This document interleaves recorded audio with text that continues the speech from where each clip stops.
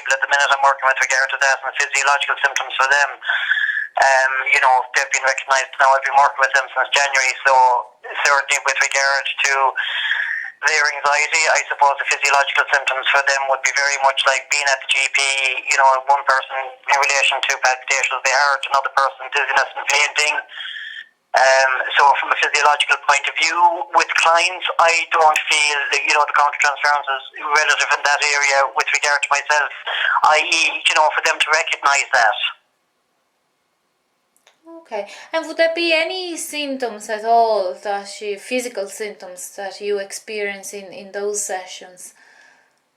Tiredness, I would say. I think tiredness, being honest, yeah. Sometimes it can be actually, and it's more towards within the session, it can be, tiredness, and very rarely, but sometimes it does happen, a feeling of being stuck. I think that at times the countertransference in relation to that can be. But again, I suppose being mindful and recognising that as it happens, I think I've become better at doing that. Okay, and that's interesting. I guess that you mentioning that, the feeling of being stuck as well. It's something that often occurs in clients with anxiety, Correct. It's about not knowing what to do, where to go, and what's the next step. Correct, and that absolutely. And I think again, it's overused experience, recognizing that and realizing, okay, as you said in sessions, whether you have to adapt or whether you mention it at the time or whatever the case may be. But yeah, that can at times happen. And I know that sense of feeling stuck, does that give you any, you might have never thought about it, but and it's a difficult question, but you might never been asked. I'm sure you thought about it, but you might haven't been asked. Is any specific symptom? Some therapists might experience symptoms in the head or in the stomach or in the arm, in the legs, or any specific part of your body? Yeah, it is an interesting question, without a doubt. I wouldn't, even though asking that as such, I wouldn't be wholly aware of anything specifically. Again, like that, I suppose I would be very mindful about grounding myself, protecting myself prior to a session and after a session. From a holistic point of view, I would be very involved in that type of work in myself. Nothing out of the ordinary, maybe at times, and this would be very, very little, I think maybe, as you said, a slight pain in the head, but again, and that might be stress related. Yeah, it might be part of the tiredness as well. Yeah, absolutely. Yeah. And it's actually interesting as you're saying that, because it has me thinking. So exactly, and that could also be picking up on the levels of stress with the clients with anxiety, because obviously that's a huge part for them to recognise and identify, is it anxiety or is it stress related, their feelings, so maybe, now I wouldn't, be honest with you, I wouldn't say it would be a huge part, but interesting that you've asked that. Maybe, yeah, a little bit of that at times.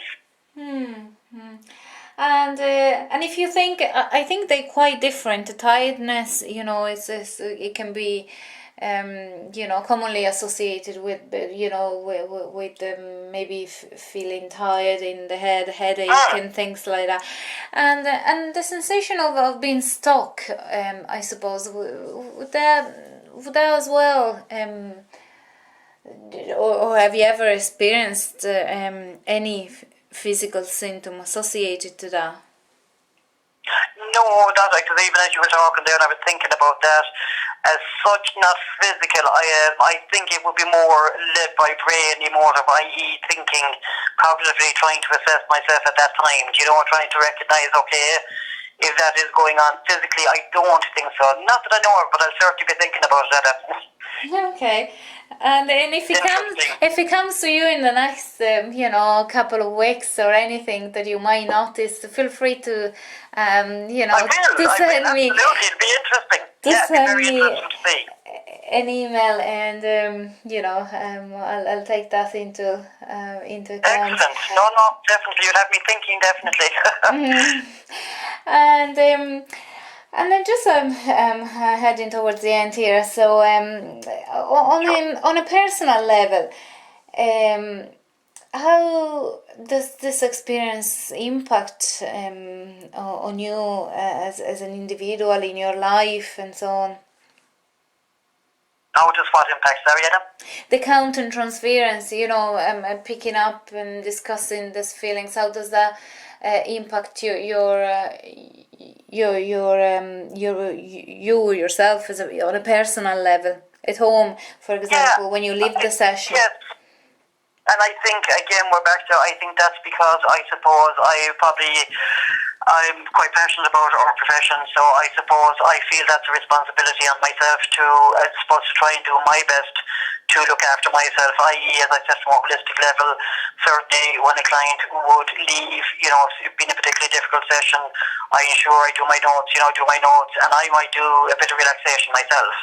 So I suppose, realistically, I do my best to ensure it doesn't impact on I suppose, once I leave my practice or leave my office. So again, it's experience. I think it's very important to say that this is me learning and growing over the years within this profession, Yeah, and of course that has makes a difference. That has an impact, on your experience, how you experience it. I think so, because I think in comparison to when I first started off to when I am now, and I still absolutely know loads more to learn, and there'll be plenty of other times of big counter-transference and plenty of this, but I think being aware, recognising and becoming a little bit more familiar as it occurs is going to help. And when you started in the first few years, for example, did the emotion stay with you for a long time after leaving therapy? It would depend, I suppose, on the client and what they're presented with. Maybe, I suppose, also I do work in the social work field, so I suppose maybe it's not that I'm immune to it or this, that and the other, but unfortunately within, all areas of my professional life there is a lot of, I suppose, emotive things going on daily. And I think we're back to the same thing again, whilst of course it does manifest in certain ways on me. Again, we're back to the experience, how I manage that, because if I was to carry all of that with me every day, I'm not going to be much good to anybody, for clients. Absolutely, yeah, and it's good that we have strategies, and we Correct. build up strategies,